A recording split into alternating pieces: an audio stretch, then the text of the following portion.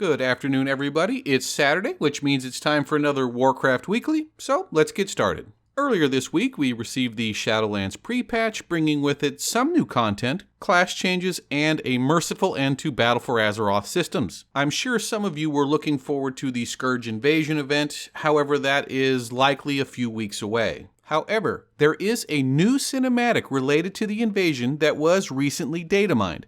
As this cinematic contains spoilers, I'm not going to cover it here, but link in the description if you want to watch it after this video. Hey, notice I said after this video because leaving right now is just wrong. The pre-patch also introduces Exiles Reach, the new starter's leveling zone. Exiles Reach takes about 20 minutes to complete. It's designed to take you from levels 1 to 10 and teach new players about core game and class mechanics. The area does have a small storyline and a few cinematics. However, neither relate to the game's overarching lore, so Exiles Reach has little to offer an experienced player except for some small bit of novelty. The new leveling system and level squish are both now live. A veteran player will have the choice of spending their first 10 levels in either Exiles Reach or the traditional starting zones. After that, you can float to whatever expansion content you prefer, as all of it will be scaled to your level. On a side note, all gear is now transmoggable after level 10, so this is a great way to fill in your appearance gaps.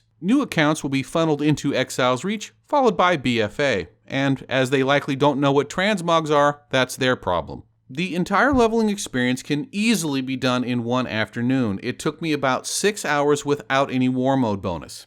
As you can imagine, people are creating a ton of alts right now, so if you have a tailor, this creates a great opportunity to sell them bags and make some easy gold. With that, let's move on to Shadowlands itself. I want to say up front, I still have a very positive outlook towards this expansion and maintain my high hopes. However, we have to acknowledge that recent headlines have been concerning, and from the outside looking in, the last few weeks have felt like a goddamn dumpster fire. As my hero Al Bundy once said, you don't want to know how a homeless man puts out a dumpster fire. The current state of the expansion and its subsequent delay can be directly linked to Blizzard just refusing to learn their lesson from BFA in regards to over-systemification and useless third-party powers.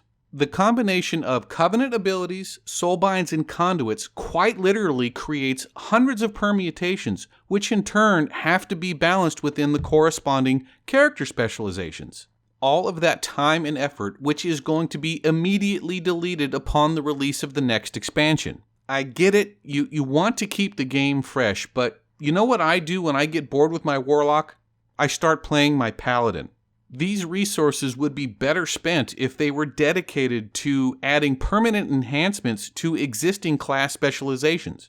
More so than with your typical expansion, there is zero chance these systems are going to be balanced by launch. Blizzard has signaled as much by nerfing numbers across the board to reduce the disparity. Let's move on to something a little bit more positive, and that was the very recent leveling changes. For context here, at the launch of Shadowlands Beta, if the only thing you did was follow the main campaign storyline, you would reach maximum level just as you were finishing up the story for the final zone. There was no need for side quests or dungeon runs to reach cap.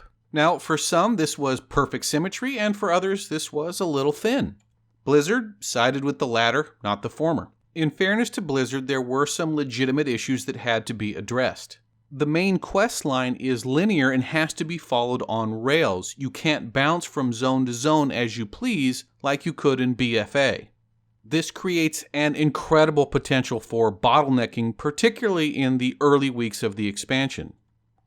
Also, Blizzard has always encouraged players to explore more of their game, but as that experience would be unnecessary, it reduces the incentive of players to do so. In response, Blizzard added a substantial amount of experience required to reach maximum level. Unfortunately, because this wasn't how the expansion was designed, this in turn created whole new problems. Essentially, the zones never provided an equal distribution of experience. For example, the first zone you went to, Bastion, even with war mode off, could provide almost half of your levels. Once the XP requirement was increased, this creates a situation where a player could think that they were well ahead of the curve, stop doing side quests, and by the time they realize their mistake, they're hopelessly behind. Now said player has to backtrack to zones they've already left and try and find old quest hubs, and we all know how annoying that can be. That's just not a good leveling experience. Well, either late last night or early this morning, they reverted the XP requirement back to the way it was originally. I would have preferred they tried to fine-tune the requirements, but I'm guessing they simply ran out of time. And with that, let's move on to our final notes. In WoW Classic news, Naxxramas hit the PTR a little over a week ago. This has led to widespread speculation that Classic Burning Crusade servers will be announced in 2021.